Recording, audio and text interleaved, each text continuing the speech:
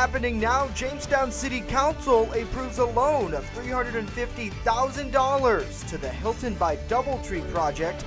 Details coming up. A standoff that crippled traffic Monday evening in Genesee County has ended peacefully. And I'm Dakota Hunter in the First Defense Weather Center. I'll give you one more day of sunshine before the rain comes back for the middle of the week. And we're watching Friday, a potential winter storm on Friday with that S word. Yeah, but we'll talk about it coming up. Coming up in sports, both the St. Bonaventure Bonnies men's and women's basketball teams in action tonight. And Jerry Jones being fined millions of dollars by Roger Goodell. Okay, oh yeah, all that and more next in sports. And Disney's Black Panther, a hero to kids in need. That's news now for Tuesday, February 27th, 2018. Live and on demand from the Chautauqua Audio Works studios in downtown Jamestown. This is your source for breaking news. WNY News Now.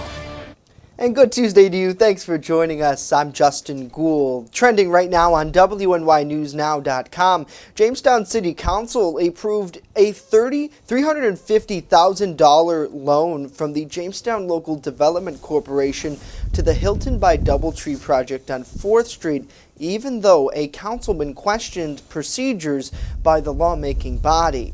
Councilman at Large Andrew Liuzzo questioned why the city used a dummy resolution as a placeholder for the JLDC loan. Liuzzo asked why the council is voting on a blank piece of paper. Jamestown Mayor Sam Teresi explained that the dummy resolution is only temporary as the final details are ironed out. Furthermore, Teresi said the fight to secure funding was a long one after the hotel won a land value reassessment of the project. The loan was originally approved by both the JLDC board and the city council back in June of 2016. The reason that it required city council approval is, as Mr. Joy indicated, any loan over $100,000 needs to be ratified by the city council. But it also settles a tax dispute that they challenged the value of the property.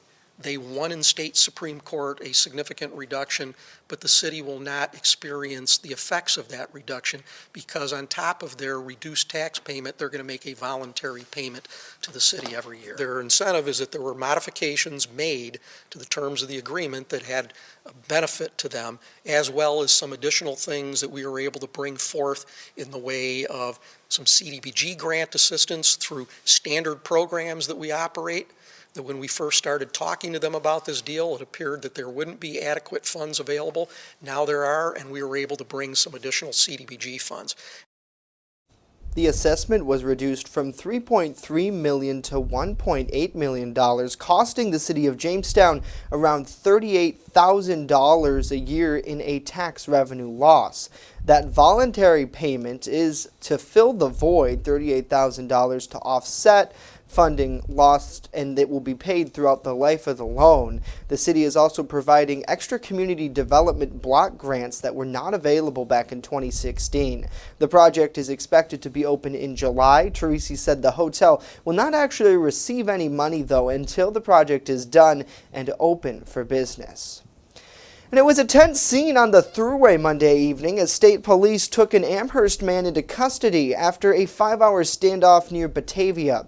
It started just after 1 p.m. when state police were told to be on the lookout for a potentially suicidal man in the town of Stafford. Troopers saw the man on 90 and tried to see if he needed any medical attention. He reportedly refused to stop his vehicle. That led to a short pursuit on the motorway. The ensuing standoff shut down the thruway between exits 47 and Leroy and exits 48A from Pembroke. It caused traffic backups throughout the Genesee County area during rush hour as drivers looked for an alternative route. The man eventually surrendered peacefully to police around 6 p.m. He was transported to a local hospital for evaluations. Police say the man, who is in his mid-50s, was not harmed. There was no injuries to law enforcement either. And closing arguments are scheduled to begin today in the bribery trial of a former top aide to Democratic Governor Andrew Cuomo. Defense lawyers presented witnesses over 3 days to refute a month of evidence from prosecutors aimed at convicting jurors in the Manhattan Federal Court case of Joseph Perchoco. And they believe that Perchoco accepted more than $300,000 in bribes from 3 businessmen to treat them favorably. Now, lawyers for the 48-year-old man and the businessmen have maintained that they acted legally and appropriately. On Monday, all 4 defendants confirmed to a judge that they had decided not to testify. Closing arguments will likely focus on the credibility of Todd Hauer, a lobbyist who was arrested after admitting he had violated his cooperation agreement with the government. Now, Cuomo has not been accused of any wrongdoings in this case. Jurors could begin deliberating later this week. And now we check in with Chief Forecaster Dakota Hunter, who's talking about really nice sunshine today, but might not be the case for the end of the week, Dakota. Yes, I will give you, as I said earlier, I will give you one more day of sunshine, but then things change for the middle of the week. How about we take a look at the maps? We'll take a look at Lynx 1 first, and I put up the Viper radar for a couple of reasons. One, it's a higher res radar, so you can see pretty much nothing is going on across the region out there. But I do have the temperatures enabled as well. So let's take a look at the temperatures across the area. It is 50 by the lake at Dunkirk. Take a look at that. Nice and warm by the lake. It's 53 in Erie, 46 in Springville, 45 in Buffalo, 49 in Niagara Falls, 51 over in Rochester, 43 Olean, 47 Wellsville. Broken record time. Jamestown Observation Station at the airport, still down. So we have nothing coming from there. Hopefully that'll come back online pretty soon here. But the temperatures today, very mild, and that looks like that'll continue into tomorrow as well. So let's break down your First Defense forecast for this Tuesday. More sunshine. Enjoy it. But we will see a few high clouds in the afternoon, but otherwise the sun will shine and it's going to feel nice. And it'll be mild. 50 valleys, 55 at the Lake Erie shoreline with a south wind of 8 to 17 miles an hour. Southerly wind, you know what that does. Takes our temperatures and boosts them up. And look at the sunset, 6:05. So more time to sunsets being added, which means the days are getting longer. We'll break down that full Quick Solution 7-day forecast, and a little bit of winter mischief might be coming our way for the end of the week. I'll tell you about it in a couple of minutes. All right, Dakota, thank you. Relief may be on the way for the City of Jamestown's Police Department headquarters that was flooded out last year. City Council passed a resolution Monday night to continue work on the project. Chief Harry Snelling says projected timelines are tough to trust, but things should get back to normal soon. The addition of spraying the insulation, that's kind of slowed it down, I would guess about a week. But again, we're still working on getting phase 1 completed so we can open the front doors to the public. As the department, the entire ceiling is exposed, and now is the time to address it, and I think it was the right move. I mean, it's adding another layer of insulation, and down the road it's going to help with the heating and the cooling of the entire department. As of late, most of the police department has been working out of a back break room area and the Emergency Operations Center. Next here, the Cat County Sheriff's is calling for tougher school security in light of recent mass shootings. And later, a startling study about teens and what they're doing on their phones. We'll let you know coming up.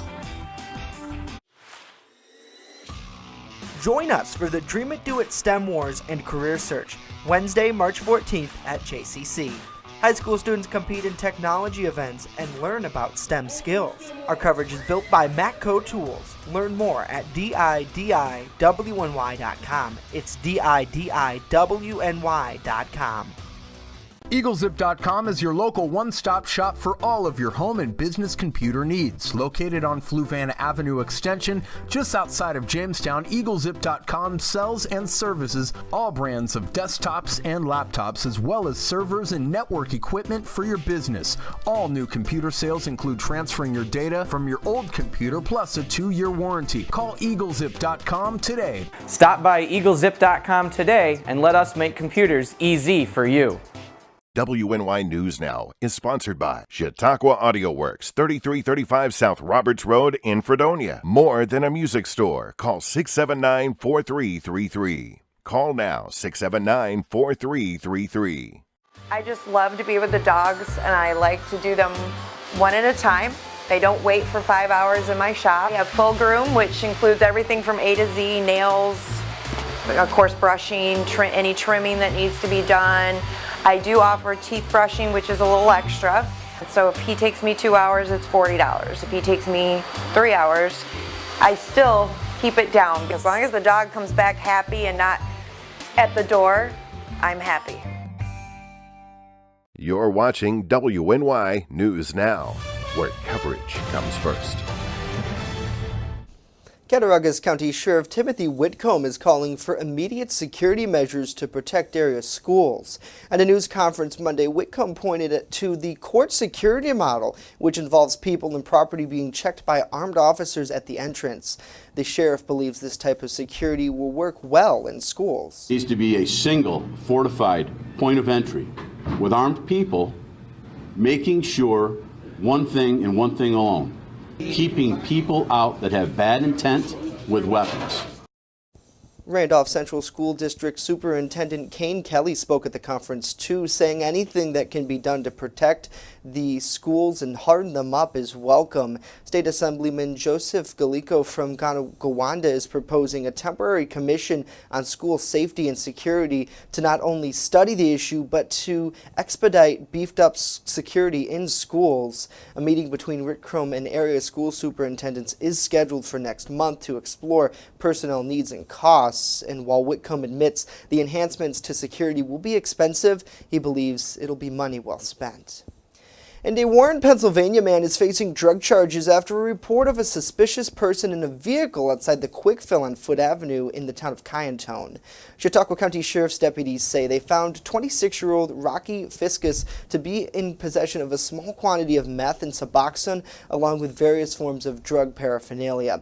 Fiscus was charged with 2 counts of criminal possession of a controlled substance and criminally using drug paraphernalia. He was remanded to county jail in lieu of bail. And there may be a light at the end of the tunnel for this year's deadly flu season, but that doesn't mean you still shouldn't worry about it. Mary Maloney tells us more. The grip of the flu season appears to be weakening. The CDC says for the first time this season, the number of people going to the doctor for flu-like symptoms is down. But the CDC cautions the flu is still widespread, with half the country experiencing high activity. For the week ending February 17th, flu activity remained elevated in most states. 5 states, Connecticut, Hawaii, Iowa, Utah, and Wisconsin, reported moderate activity of flu-like illnesses. 3 states, Florida, Idaho, and Washington, experienced low activity. 3 other states, Maine, Montana, and North Dakota, showed only minimal activity, but high activity of flu-like illnesses continued in the remaining 39 states from coast to coast. To protect yourself against the flu, get the flu shot. Try to avoid contact with sick people and wash your hands with soap and water often. Experts expect the flu season to continue through March. For today's Health Minute, I'm Mary Maloney. Now, your first defense forecast with Dakota Hunter.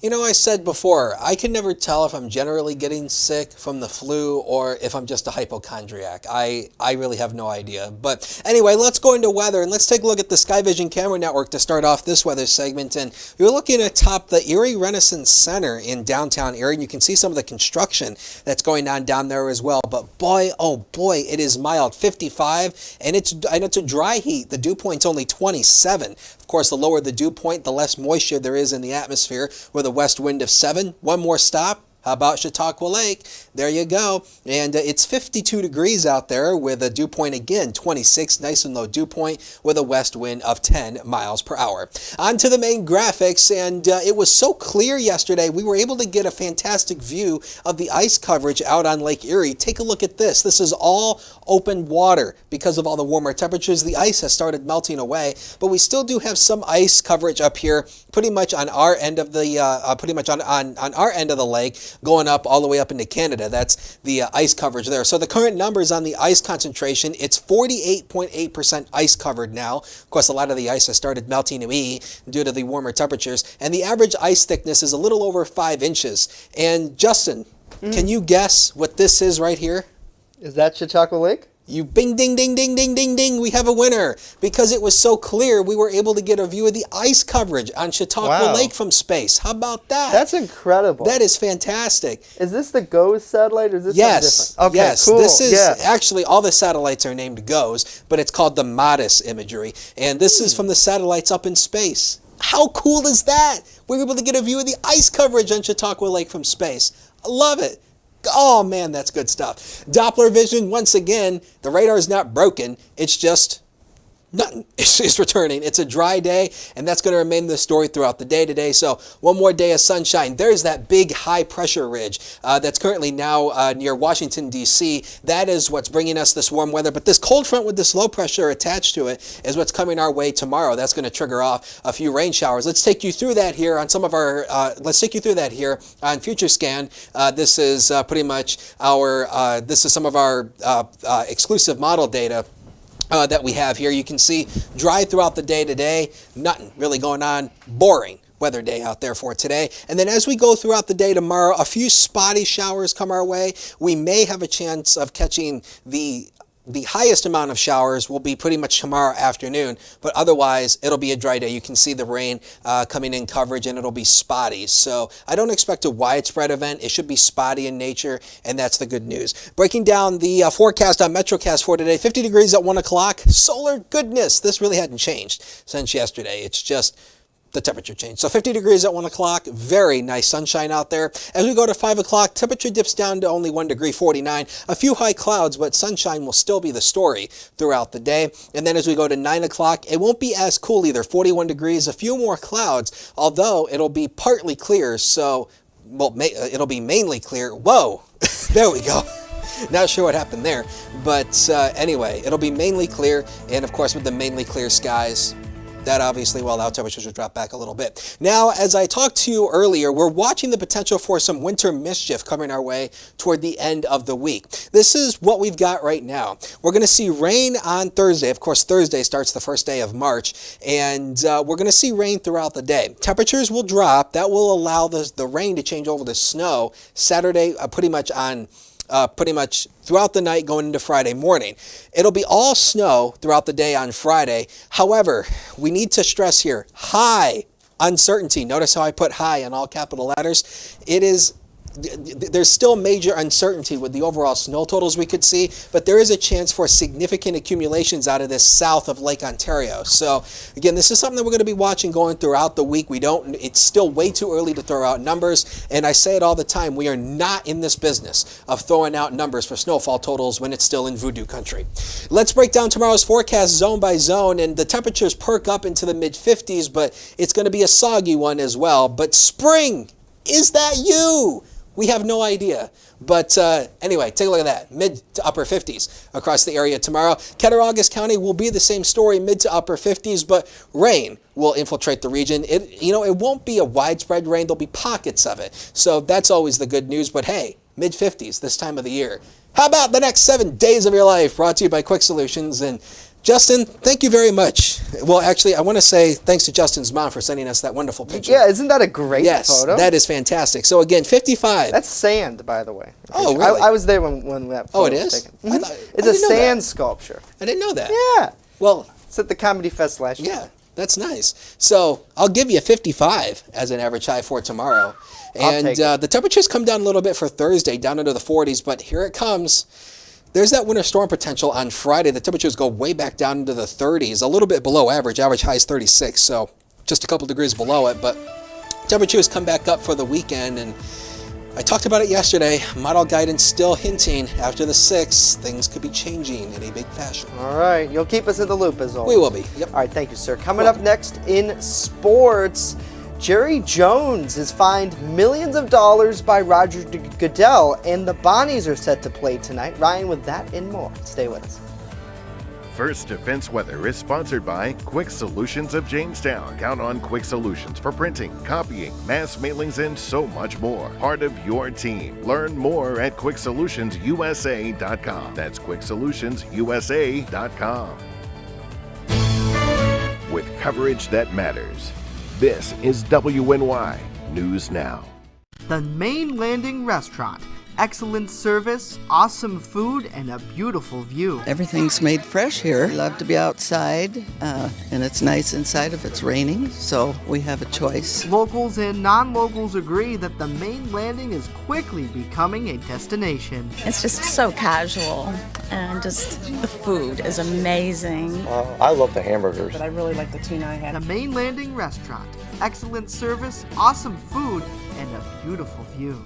WNY News Now with Ryan Hedrick. Coverage comes first means that we will put anything and everything we have on the line just so you know what's going on in your community. We have a lot to lose. We have our children to think about. We have our jobs to think about. How are we going to pay our mortgage? How are we going to pay our rent? How are we going to put food in the refrigerator? And if anything affects those things, we're going to report them, from crime to health to education. We will be there if it matters to you. That's what coverage comes first means to me. Join us for the Dream It Do It STEM Wars and Career Search, Wednesday, March 14th at JCC. High school students compete in technology events and learn about STEM skills. Our coverage is built by Matco Tools. Learn more at DIDIWNY.com. It's DIDIWNY.com. WNY Sports Now is powered by Phone Zone of Jamestown. With the largest inventory around, we buy and sell our own merchandise at a price that can't be beat. Have a broken screen? We'll fix it. Learn more at phonezoneshop.com.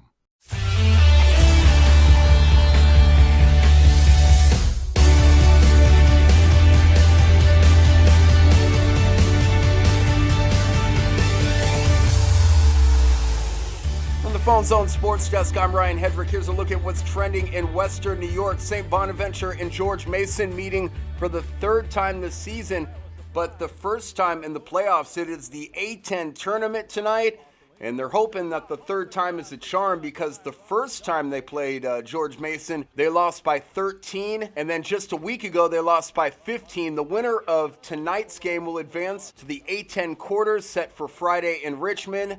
The St. Bonaventure Mason winner will play the winner of number 4 George Washington and number 12 LaSalle Friday at 2 p.m. at the Richmond Coliseum. On to the men, where they're looking for 11 in a row. And they'll play Davidson tonight in a late tip at the Riley Center at 9 o'clock. St. Bonaventure failed to crack the top 25 this season. They have not been ranked once this season. We're getting close to tournament time. Will they be ranked before the season is over is the big question here. And the saga of Jerry Jones and Roger Goodell extends far beyond Jerry Jones not wanting Roger Goodell to simply be the commissioner. No, this is now extended to a potential fine, and that ESPN says will be levied against Jerry Jones for conduct detrimental to the league. This started last year with Jones and Ezekiel Elliott and Roger Goodell not overturning that suspension, and then it spiraled into Jerry Jones not wanting Roger Goodell to be the commissioner and wanting his extension not to go through.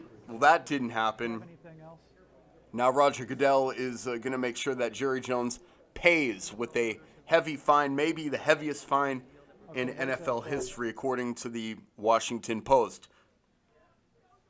From the Phone Zone Sports Desk, I'm Ryan Hedrick. It all unfolds here.